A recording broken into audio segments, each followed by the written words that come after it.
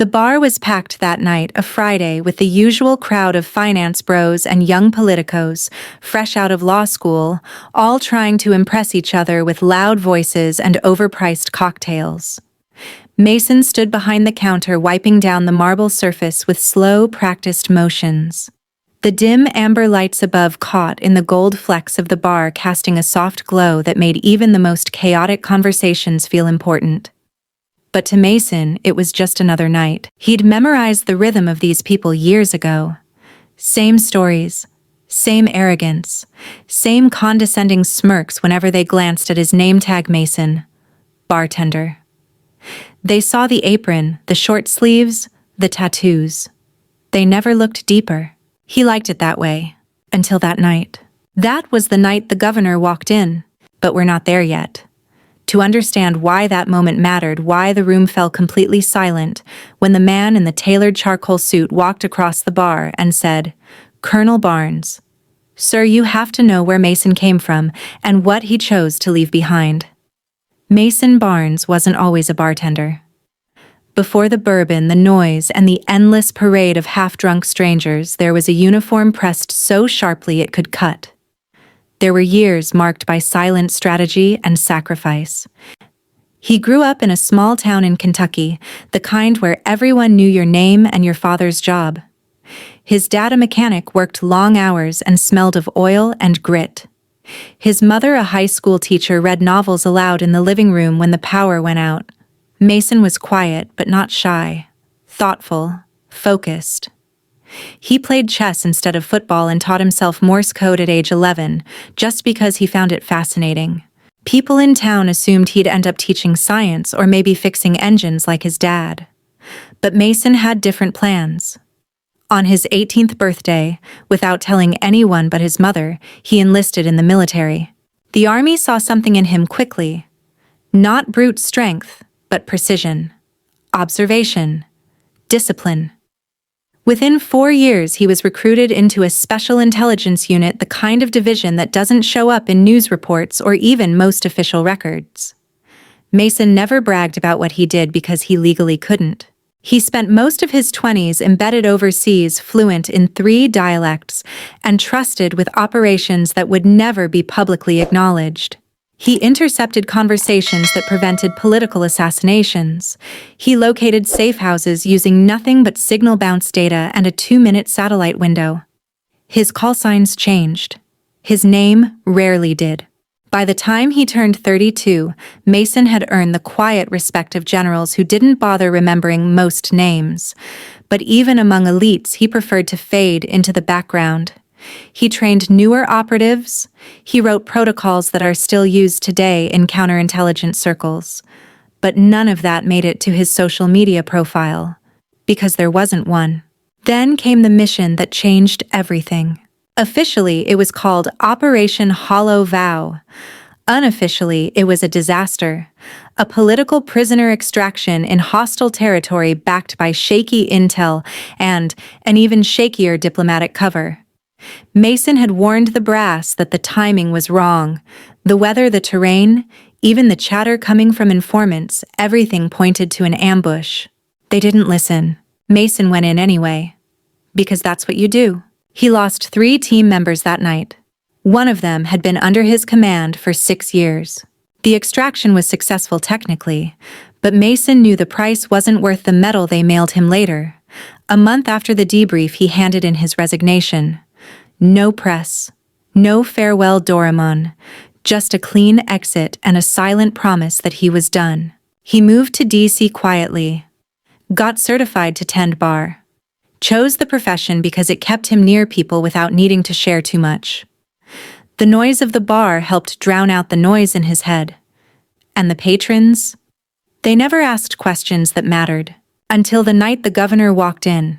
And suddenly, all the years he'd spent erasing his past stopped being enough. It started with a shift in the air. The jukebox was mid-chorus on an old Johnny Cash track, and the regulars at Barrel and Rye were deep into their usual rhythm poker at table 2, hushed flirting by the corner booth, and the sharp clink of a bottle cap hitting the bar top as Mason slid a fresh craft IPA toward a construction worker named Lee. Then the door opened. It wasn't loud, but it was deliberate. No draft, no jingle. Just the smooth whoosh of air being pushed aside by authority. Mason didn't look up right away. You learn in his old line of work not to react too fast. Let the environment reveal itself first. He finished pouring a whiskey neat and casually scanned the mirror behind the bottles. That's when he saw them. Two men in black suits. Not just any suits tailored sharp, crisp enough to signal federal from across the street. And between them, a woman Mason recognized instantly. Governor Elaine Whitmore. She walked like someone used to being watched. Confident, calm, calculated. Her hair was pulled back in a tight chignon, and her eyes scanned the room like a radar assessing, filtering, dismissing.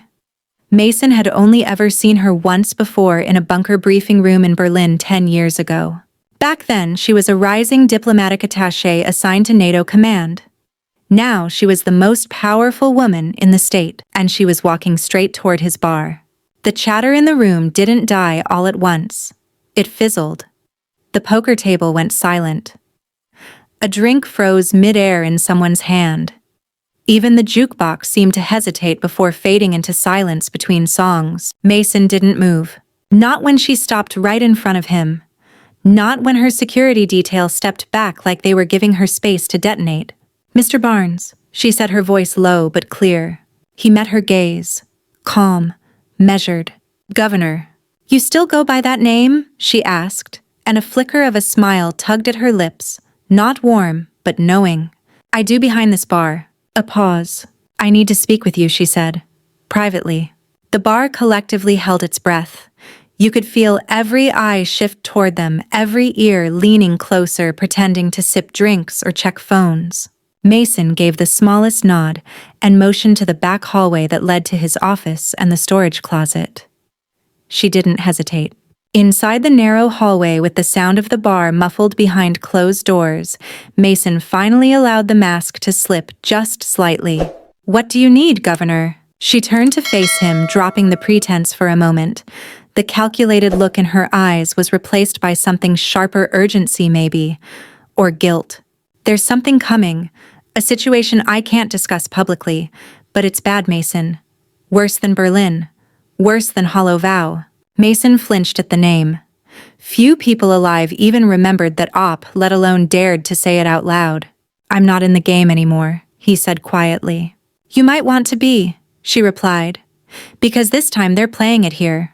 On your soil." She reached into her coat and pulled out a plain white envelope, slid it into his hand. "No one else can see this. Not even your old team. Read it when you're alone." Before he could respond, she was already walking away, heels clicking with purpose down the hall and out the bar door without another word to the stunned crowd. Mason stood there for a moment, staring at the envelope like it might explode. In a way, it already had. Because whatever he'd buried 10 years ago, it just clawed its way back to the surface. The envelope sat on the counter in Mason's back office like it didn't belong, plain unmarked, as if it had been dropped there by accident. But Mason knew better. Nothing the governor did was by accident. He didn't open it right away. First, he locked the door. Then he pulled the blackout curtain over the tiny window, turned off his phone, and flipped the switch to kill the small security camera feed in the hallway. Not paranoia, just muscle memory. Then, with a breath that felt like it had waited 10 years to be exhaled, Mason tore the flap open. There were 3 sheets of paper inside. The first was a satellite image, grainy black and white, marked with coordinates and thermal readings. The second, a classified intelligence brief, subject line potential domestic threat vector. And the third, a single line, handwritten in ink. "It's the same playbook, different soil. They've already activated the signal." Mason's spine stiffened. The signal. It was protocol-level language, old-school espionage code buried in a manual that hadn't seen daylight since Cold War fallout bunkers were still operational. It meant a covert network had been triggered. Sleeper cells, asset movements, domestic infiltration, not overseas. Right here, right now. His eyes scanned the printout again.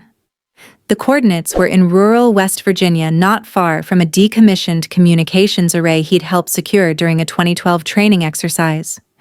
Back then, it had been nothing but rusting towers and overgrown brush. Now, it looked active. And someone wanted him to see it. He folded the papers carefully and tucked them behind a false panel in the office wall, just above the fuse box, an old hiding spot from an even older life. Then he sat down, and for the first time in years, Mason didn't feel like a bartender anymore. The sound of laughter and clinking glasses from the bar returned to his ears like a radio fading back in after static. He could still hear Lee's voice booming with a joke, a couple on a first date flirting nervously over whiskey sours, and the hum of normalcy stretching thin over something he could no longer ignore. He stepped out from the office and returned behind the bar, his face composed, hands steady. But inside the clock had started ticking again. Tick! Tock! At 11:14 p.m., just as he was drying the last glass, a man in a navy hoodie entered the bar. Ordinary at first glance, average build, mid-30s, faded baseball cap. But Mason clocked three things immediately: the military-issue boots, the slight bulge at the ankle, and the way the man scanned the exits. He wasn't here for a drink. The man took a seat at the far end of the bar and placed a 20 on the counter without ordering. Mason approached slowly. "Evenin', what can I get you?" The man didn't answer. Instead, he reached into his jacket and slid something forward under a napkin. Mason lifted the edge carefully. Beneath it was a coin. Challenge coin. But not any coin. Unit Bravo Echo 9, the Black Watch. His old unit, disbanded, off the books. No one had seen that coin in over a decade. "You're being activated," the man said quietly, eyes never leaving Mason's. "They need you." Mason stared at the coin, memories crashing into him like surf on rock. Faces, voices, screams muffled by static. Codes whispered through dead channels. He didn't answer. Not yet. Instead, he glanced down the bar, watching as life went on around him. A woman laughed too loudly. Someone sang off key near the jukebox. They had no idea, but Mason did. And somewhere in the corner of his mind, the old instinct stirred awake, sharpening, aligning, remembering. The quiet man behind the bar was disappearing, and the soldier was coming back. Mason didn't sleep that night. After the man with the coin left the bar, no name, no further instructions, just a final nod.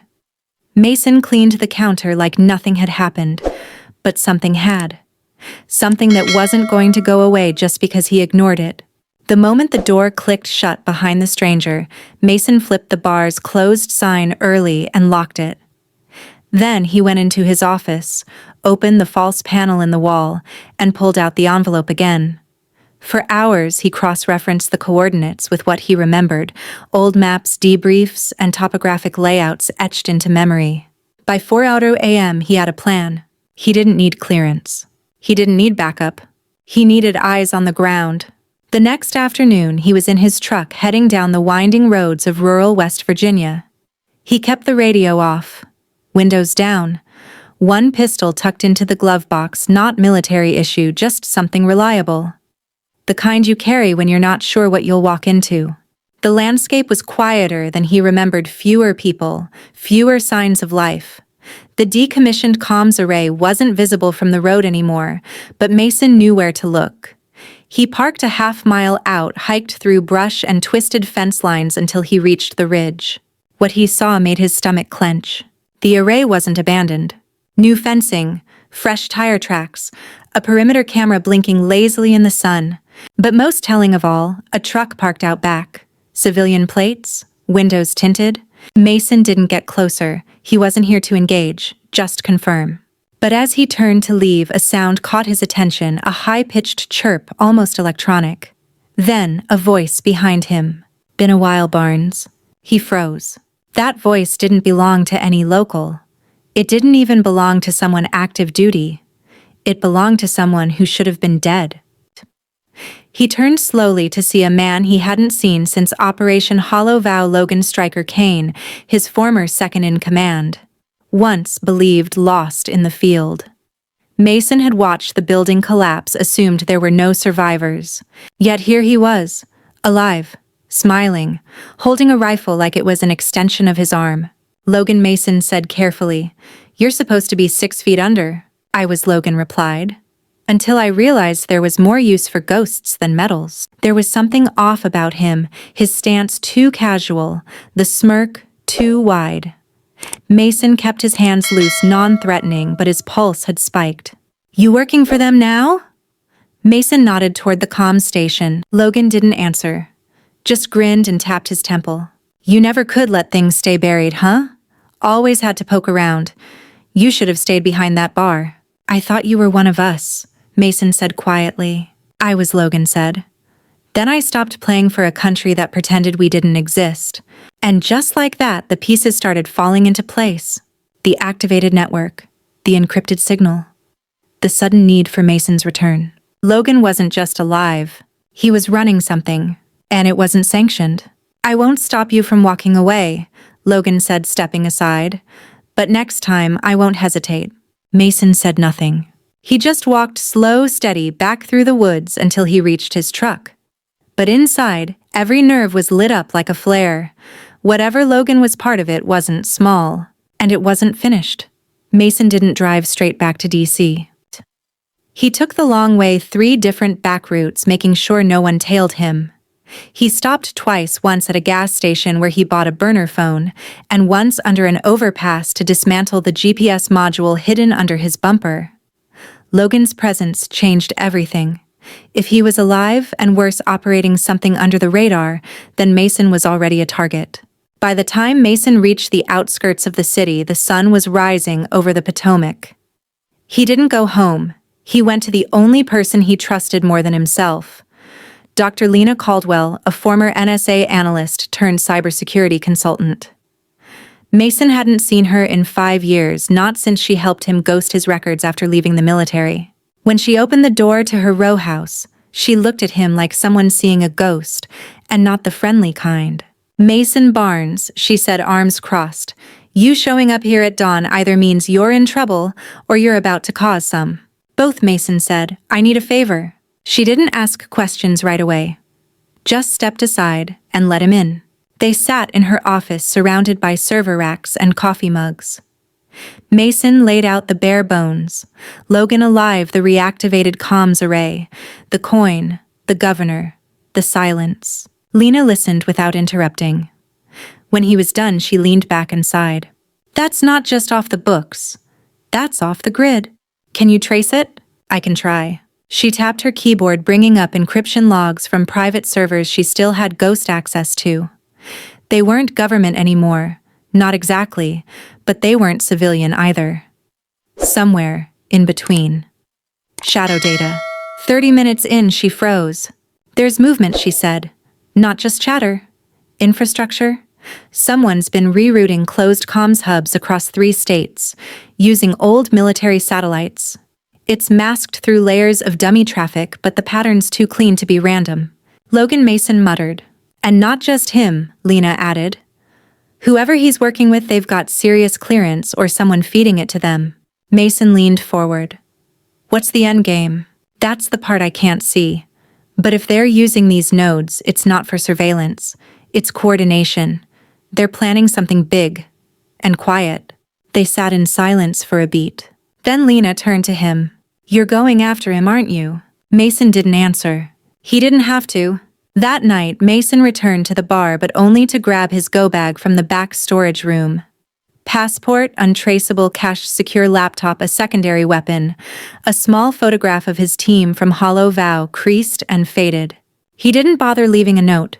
The next day, he was in Atlanta, following Lena's lead to a freight warehouse tied to one of the rerouted communication pings. From there, the trail widened. Shell corporations, dormant flight paths, sudden bank transfers. Someone was moving a lot of money, hardware, and data with surgical precision. And every sign pointed to Logan being at the center. By the end of the week, Mason had confirmed it. Project Gridiron, a clandestine network of former operatives, mercenaries, and disavowed specialists. All off-book, all angry, all loyal to Logan. Their mission? To expose what they called the lie of honorable service. Their method? crippling national defense systems in strategic bursts, not enough to spark full-blown war, but enough to embarrass the brass, destabilize trust, and make the American public question who's really in control. Mason stared at the intel file Lena helped him piece together. It wasn't just revenge. It was ideology. Logan believed he was saving the country from itself. And Mason, he wasn't sure if stopping him was about duty or redemption. The warehouse in Atlanta had been just the beginning. From there, Mason traced the digital breadcrumbs Lena uncovered to a rural airfield in Montana, one that hadn't filed a flight plan in 5 years but had security upgrades less than a month old. It wasn't on any current map. But Mason didn't need a map. He needed instincts. He watched from a hilltop at dusk as a black SUV rolled through the chain-link gates. Guards patrolled the perimeter.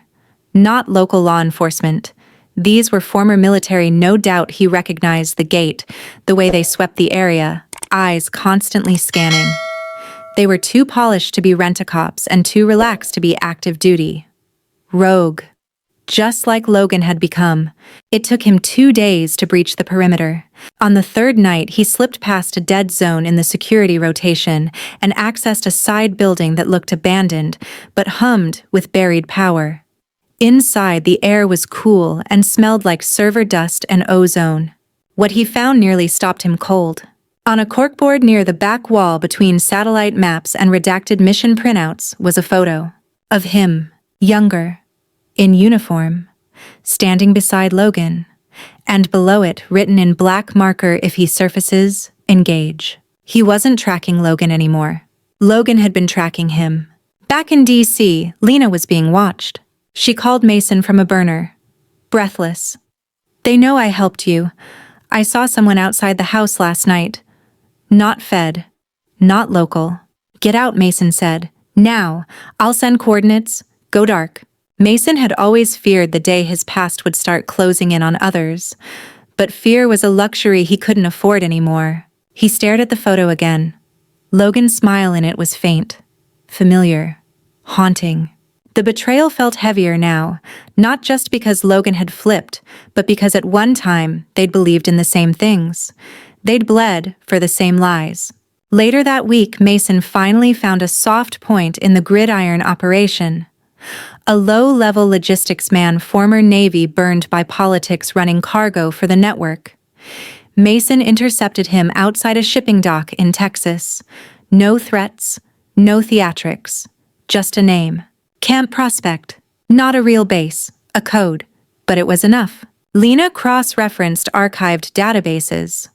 The only reference to Camp Prospect was buried in a 2006 exercise, an off-grid training facility in Nevada used briefly for counterintelligence simulations.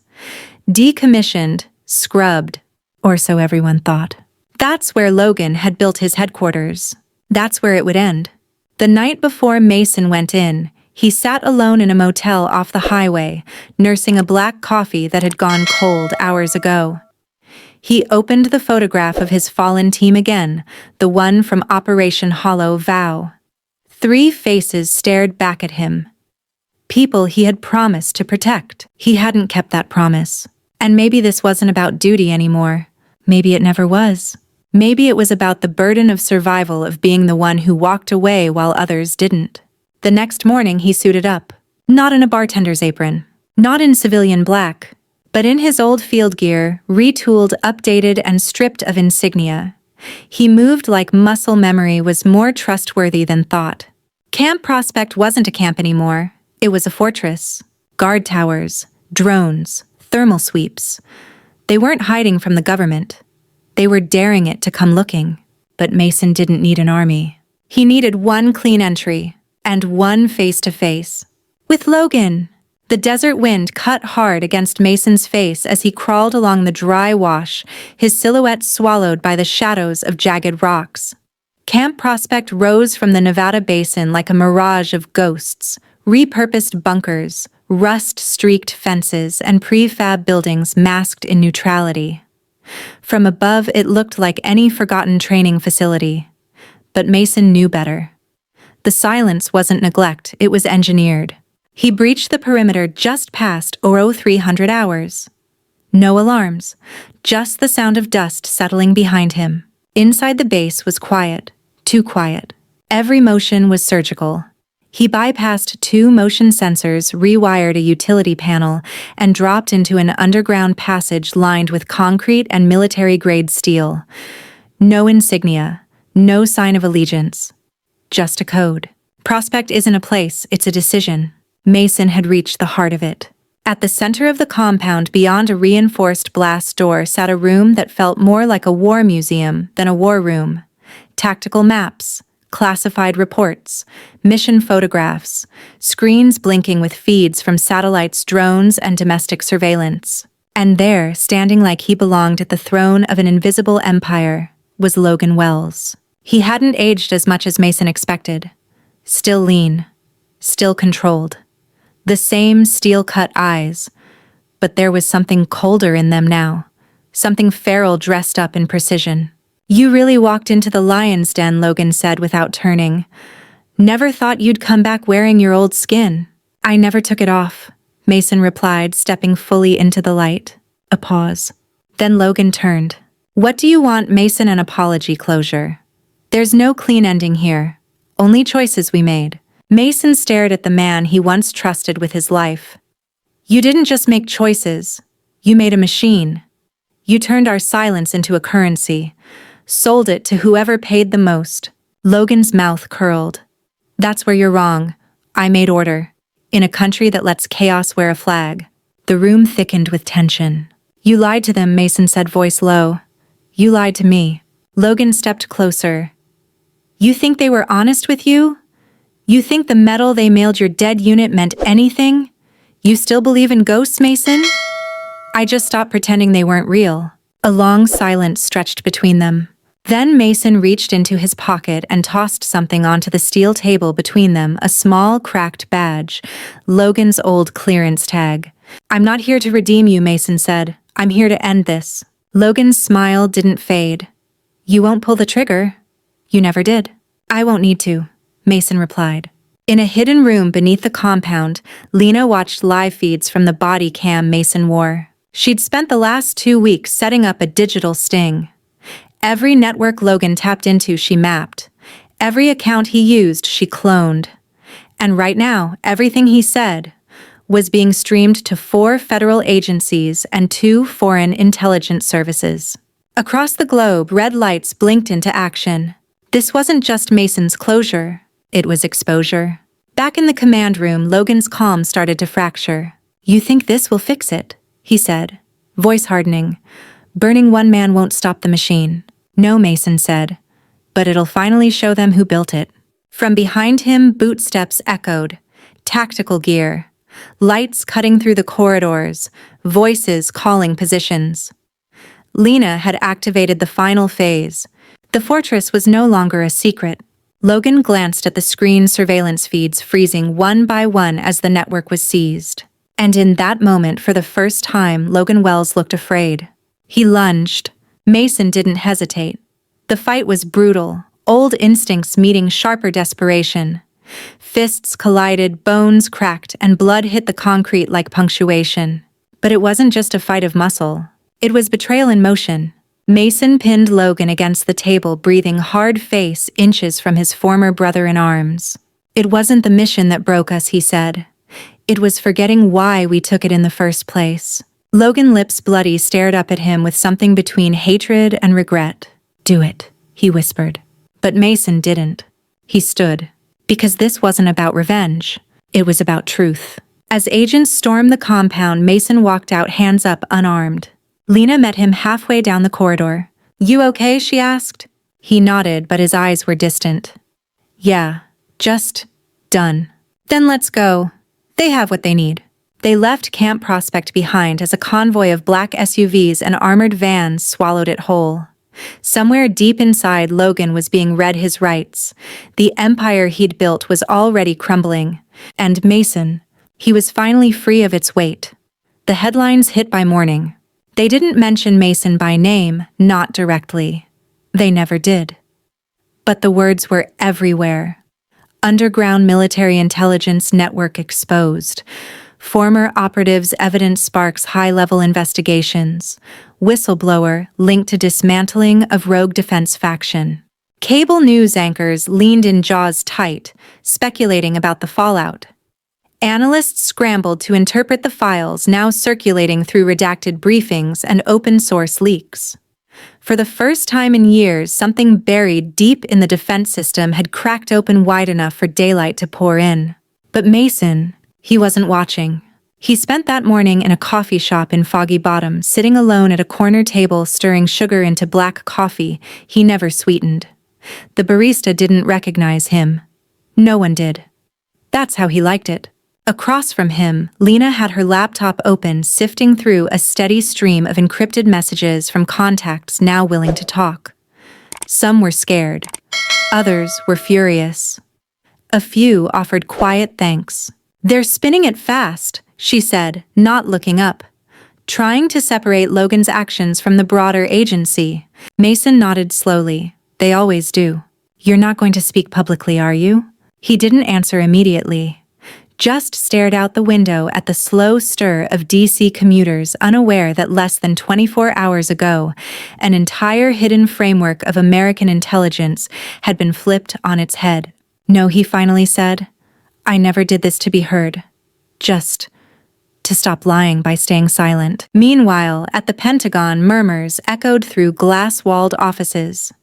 People who had dismissed Mason years ago were now digging through archives, trying to understand just how long he'd been right. A small, secure conference room on the third floor became ground zero for those tasked with cleaning up the mess. Internal affairs, ethics review boards. 2 high-level resignations were already in motion. But deeper than the formalities, something more powerful had shifted, an unspoken admission that the ghosts people like Mason tried to call out weren't phantoms after all. They were men in power. Back in Kentucky, Mason's mother watched the news from her living room recliner. The screen flickered between sanitized reports and speculation, but one clip, a quick, grainy shot of the compound raid, froze her. A familiar posture. The broad shoulders. That calm, silent walk through chaos. She didn't call. She never had. But this time she whispered to herself, "I knew you were never just a bartender." And at a bar in DC Mason's old workplace, the regulars were buzzing. The new bartender, a young kid who still overpoured rum, had paused the music to watch the headlines scroll across the mounted TV. "That was him," someone whispered. "Mason." Another voice chimed in. "I thought he was just good at mixing bourbon." No one laughed. They didn't know whether to be impressed or unsettled. Because it's one thing to hear a war story. It's another to realize you've been drinking next to the man who lived it. At a private military academy in Virginia, a guest speaker was introduced to a room of cadets. He didn't wear a uniform, didn't show rank, but when he walked onto the stage, the room went still. Mason adjusted the mic, cleared his throat once, and began. "Most of you will graduate believing that honor is loud, that recognition is proof of value. But I want to tell you about something quieter, about what it means to carry the weight of silence and still walk with purpose." For the next 40 minutes, he didn't talk about Logan or classified files or revenge. He talked about integrity, about sacrifice, about how sometimes the hardest thing isn't doing the right thing, it's doing it when no one ever claps for you. After the lecture, a cadet approached him, nervous, barely 20. "Sir, were you really the one from the prospect files?" Mason gave a small smile. "You don't need to know that. But I want to be like you," the kid said. "The kind who doesn't need credit." Mason looked him over, then replied, "Then start by asking better questions. Not about who I am, but why no one ever told you what really happened." The cadet nodded, silent. It landed. That night, Mason walked the long stretch of the Potomac alone.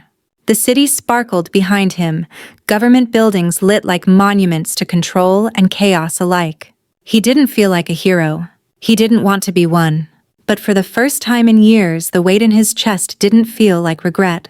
It felt like release. He paused at the edge of the water, hands in his pockets, wind biting at his coat. There were no headlines here, no recognition, just peace. Mason never returned to bartending. Not because he couldn't, but because something inside him had finally closed the door to that chapter gently, without anger, without the urge to explain. He'd once believed his greatest value was in disappearing, in operating beneath the noise, in staying hidden so others could move freely. But now he saw that true strength wasn't about erasing yourself. It was about choosing when to be seen and for what. He didn't seek headlines. He never gave interviews. He turned down a book deal, politely declined an invitation to a televised roundtable on national defense, and ignored every message from the morning shows begging for just 10 minutes of his time. They wanted a soundbite, a viral clip, a distilled version of a life that had been anything but simple. He chose instead to write not a memoir, but a guide. Privately printed, unsigned, unbranded, it circulated among military academies and think tanks under the quiet title, Ethics in the Fog. It didn't mention names or missions, but for those who understood, it was clear who the author had to be, and more importantly, why he had written it. In Kentucky, his hometown finally updated their Veterans Wall, not with photos, not with medals, but with a plaque. A simple bronze rectangle mounted beneath a shade tree in the town square. To those who served without recognition, you held the line when no one watched. It didn't carry Mason's name. That was his request. But his mother visited it often, sometimes with flowers, sometimes with nothing but quiet tears and a closed-lipped smile. Lena continued her work too. She didn't go back to her old agency. Instead, she founded a non-profit that helped whistleblowers navigate the moral and legal labyrinths of intelligence work. Mason wasn't listed as a board member, but behind the scenes, he funded the startup, reviewed every case file, and sent handwritten notes to those too scared to speak, reminding them that truth doesn't always need a microphone. Sometimes it just needs a beginning. One day, she visited him at his quiet apartment outside the city. "You know," she said, sipping tea on his porch, "you could have stayed hidden. You didn't have to show up that night." Mason looked at her, then glanced back out at the trees swaying in the breeze. "I didn't show up for them," he said. "I showed up for me." There was one final moment years later when Mason's past met his present. A young man in uniform approached him on the steps of the Library of Congress. "Excuse me, sir," the man said, nervous. "I think my dad used to talk about you. He said you once pulled him out of a situation overseas. Operation Hollow Vow." Mason blinked. That name hadn't been spoken aloud in a decade. "I wouldn't know," Mason said, but his voice softened. "I don't remember all the names." The young man smiled. He said you told him something before the evac. Something that stuck with him his whole life. "What was that?" The kid's smile widened. "You said, you don't need to be the loudest voice in the room to change it." Mason looked down, surprised by how much the words still lived in him. "Smart guy, your dad. He said you were the reason he made it home. So, thank you." He shook Mason's hand and disappeared into the crowd. And just like that, Mason was alone again. But not forgotten. In the end, Mason Barnes was never the man on the podium. He was the one who built the stage. He was never the story people told. He was the reason they had one. His life wasn't defined by the applause he never received, but by the silence he chose, and the truth he protected. And somewhere across the country, people who had once ignored the quiet ones started to pay closer attention. Because Mason had proven something powerful, that sometimes the greatest impact doesn't come from being seen.